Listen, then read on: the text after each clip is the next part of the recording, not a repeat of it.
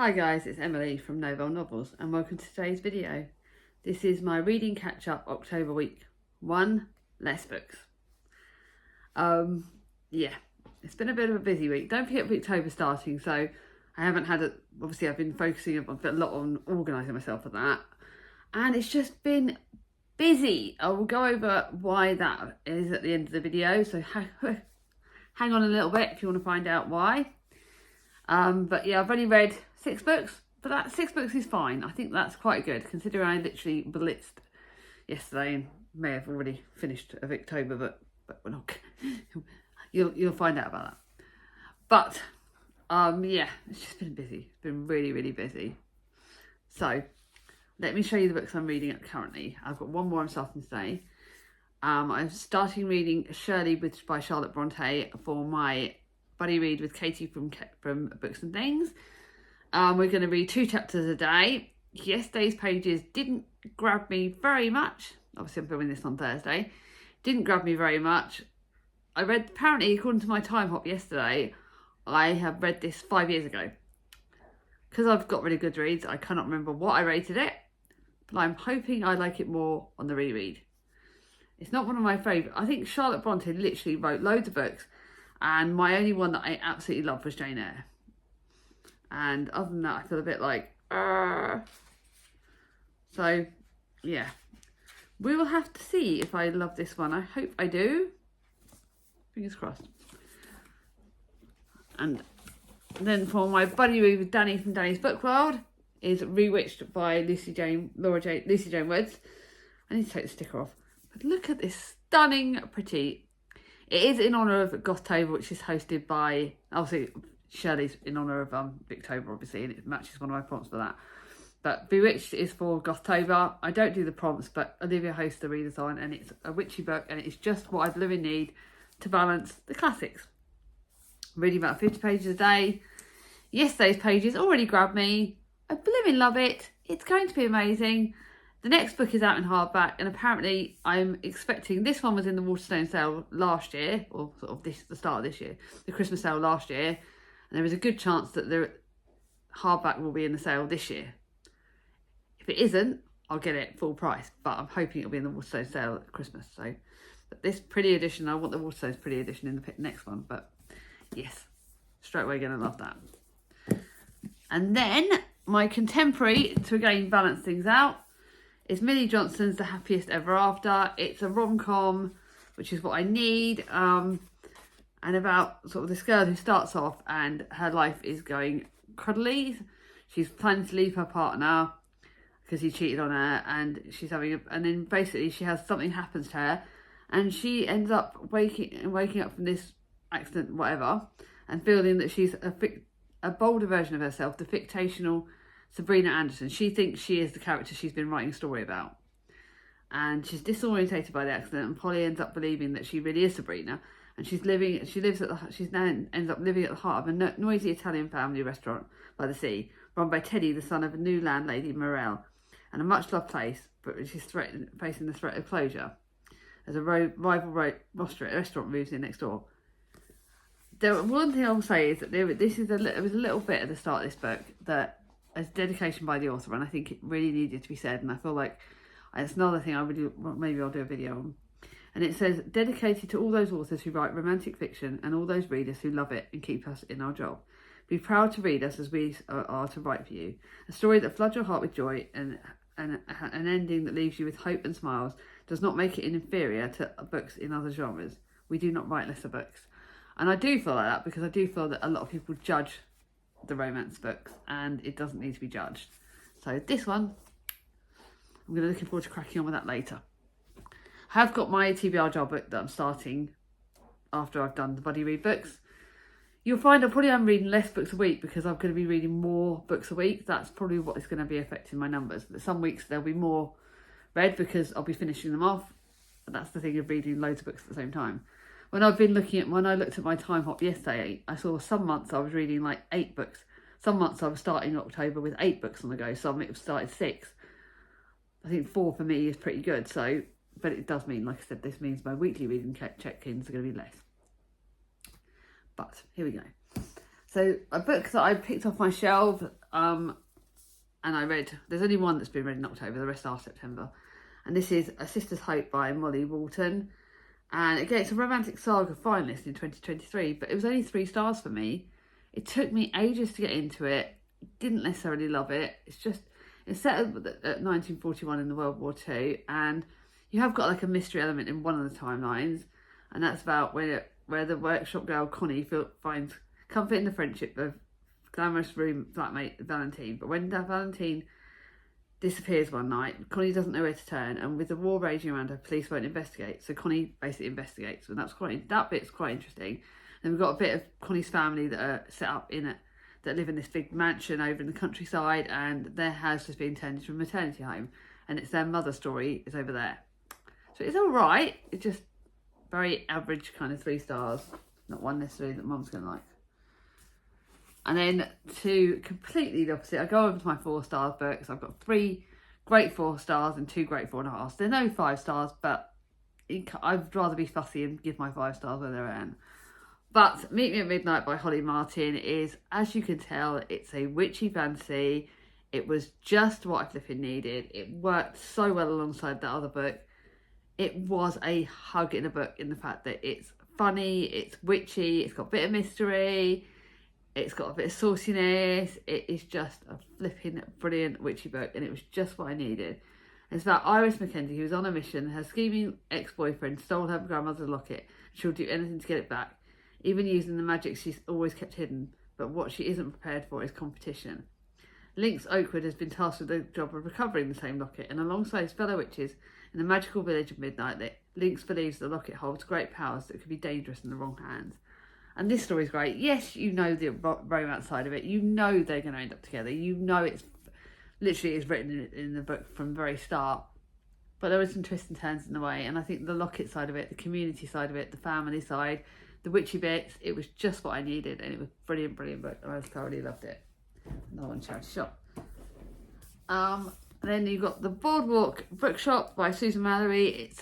Obviously it's got the bookshop in it, but it isn't as much about books as I would have liked in a lot of ways. And you've got 3 lead protagonists. Very much of a rom-com. Where Bree, Mickey and Ashley open up the Boardwalk Bookshop on the California coast. It's a dream come true. While their business is thriving, their personal lives are not. Basically, all of them have got their own issues. Bree has sworn to protect her heart at all costs, until an unexpected meeting with a best-selling author changes everything. Then you've got Miki, who's never moved on from her divorce, but she knows something must change. And then Ashley's wedding fantasy is shattered when she discovers her boyfriend never wants to get married. Every Friday they meet up and they help each other. The friendship elements is good. There are some twists on the romances which I quite liked. There are some bits that I went, oh, I wasn't expecting that. And that was good. But the friendships, the family again, the family elements in it is really, really good book, and I thoroughly enjoyed it. That is one for Mum. And then to a completely opposite book that is going straight to the charity shop, because even though I rated it 4 stars, it fudged with my head, and I mean completely and utterly fudged with my head. And this is The School for Good Mothers by Jessamine Chan. It is, I put it in my thrillers. Nope, it's dystopic. I do not do dystopia. I'm sorry, it's not me. I can't cope with it because it gets my mind. For me, dystopic books are nearly as bad as bloody thrillers. No, in fact, they're worse than thrillers. In fact, they're worse than bloody horrors because they are so realistic. They get into my head and they make me think, and they make me feel scared. And this is like, basically, this mum does something. Right at the start of the book, this mum leaves her baby for a couple of hours on her own, which you should never do. Totally and utterly think that is the worst thing ever. But she was literally at breaking point. Whereas in this day and age, the child would be taken into care, but the mum would be given a chance, or the child would have gone to her father, which is what did happen. But there is no way that what happens in this happens. Basically, obviously you can tell from the title, she goes for a school for bad mothers. And what happens in that school is flipping traumatic.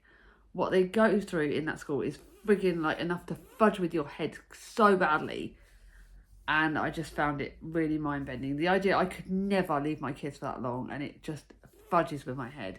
If you like dystopic books, you might like it. If you can cope with the stuff about mothers being criticised, you can cope with it. I couldn't cope with it one little bit. So even though the writing was good. That's why it's 4 stars, because the writing was flipping incredible. And I had to look at this in a way of, look at the writing style, look at the fact that it did give me all those emotions, and the fact that it did is what gave it the 4 stars. The fact it could literally make me go, but yeah, it could not cope with that.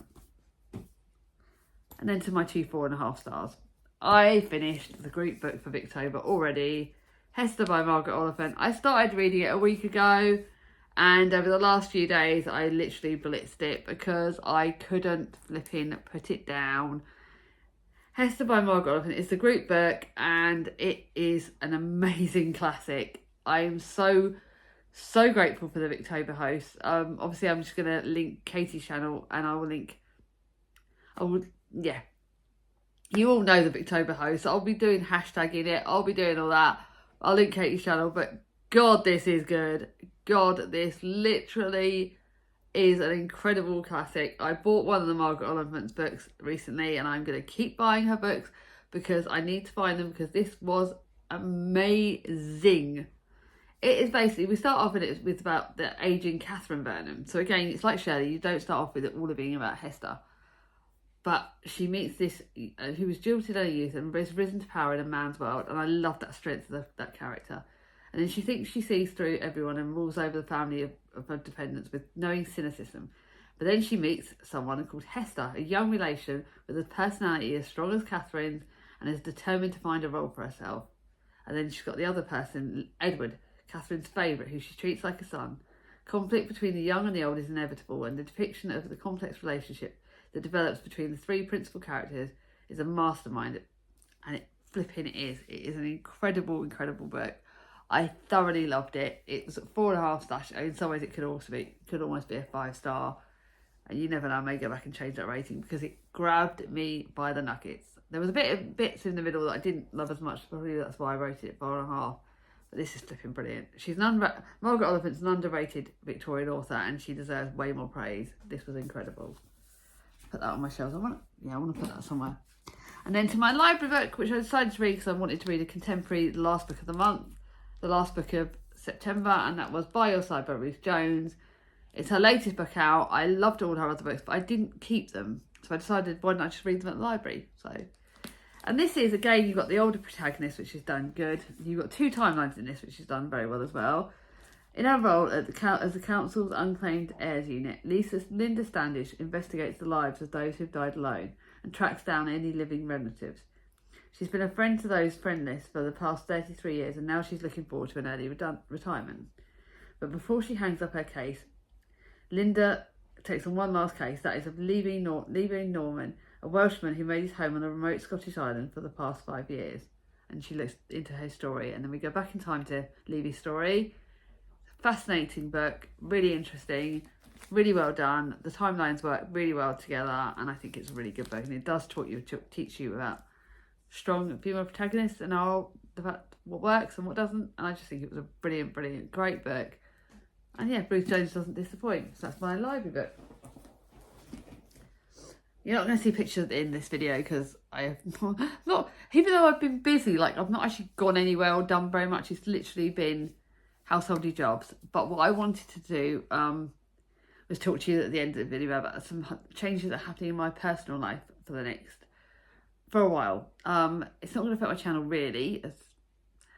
I'm just taking another pressure off. In that I can tell you now because I've done it. I've resigned from my voluntary job at Baz Books this week. I left on the last.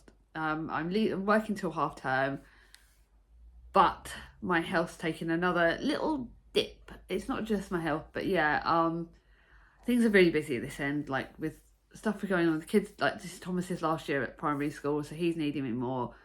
I've got housework. I've just noticed between my actual physical job, which is very busy at the moment, and we've got to take on new staff, and there's things happening there that I need to be able to have the energy for Fridays and Sundays, which are my shift days. Obviously Mondays I help my mum food shop, and then it's also like trying to fit in videos, and that's my fun bit, but trying to fit in that and trying to get this house tidy when this house, it feels like it's chaotic. Saturday's my only day with Chris and the kids. It's our only set day together, so I'm finding that adding Thursdays on top of that has just literally made me feel like I'm running to the ground. Like as my brother-in-law, Charlie's husband, said, I'm literally working on like a zillion miles an hour and I'm not stopping. And it mixed up with the perimenopause, with the fact that the weather's changing and my joints are starting to get a bit sore and I'm tired. I am so unbelievably tired. So I decided to take one pressure off. I'm taking a step back from that. I've got the hospital next week to get my programming sorted out for my back, my spine, so my knee pain should get back in order, because Sunday I'd finished work and I was literally dead on my feet. I was literally to the point where my pain was going through the roof and I just hadn't stopped, and I still didn't stop till probably like Monday. And then yeah, it's just been really busy, so I've done that. But so I'm doing a bit of self-care, but on those self-care lines, I am starting to pre-plan my videos. I'm starting to think about my videos for the rest of the year, because obviously we've got November and December to get in all my getting you ready for next year videos. So I'm going to be obviously doing planning my TBR jar video, my TBR jar books, my rereads. My classics video is going to be coming up at the end of the month. I've got my winter books video to plan. I've got in November we're all going out on the big Booktube meetup in Bath and Bristol, so that's going to be fantastic. But I'm trying to get some planning in so that and I'm also filming my videos. Some of my Monday's videos are filmed now 2 weeks in advance, so that I can have a bit of a break over half term with the kids and focus on them, because they do need to get my time, and yeah, that needs to be a priority. But when we talk about self-care, and obviously by the way, loving victober, loving the fact that Hester smashed it straight away. I've got Shirley on the go. I'm going to be reading Desperate Remedies within the next week, so you'll find out what I thought of that next weekly reading catch up. I can't wait to tell you. But on those lines, I am taking a bit of a self-care on food as well, because I like talking about like what other things we do for self-care. So last week you saw videos, the walks. This week my mum has been making cupcakes, and she makes the best cupcakes ever. She's also been, like, when we go after my hospital appointment, I'm going there for this gorgeous meal she makes, which is called sausage meat and stuffing plat, which is like sausage meat and stuffing, obviously wrapped up in pastry, and she does the most gorgeous meal. And I am making myself some real comfort foods. Like tonight I'll either have burgers and baked potato. I'm loving baked potatoes. I'm loving real comfort, making me warm, making me feel good about myself food.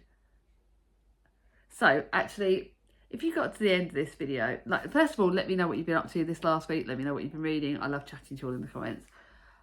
But if you got to the end of this video, leave me either a cupcake or emoji, or an emoji of a food item that brings you comfort, because I would love to know. If you like this video, give it a thumbs up. If you're new to my channel, not subscribed yet, bring on my ding-a-ling, and I'll see you all soon. Bye bye.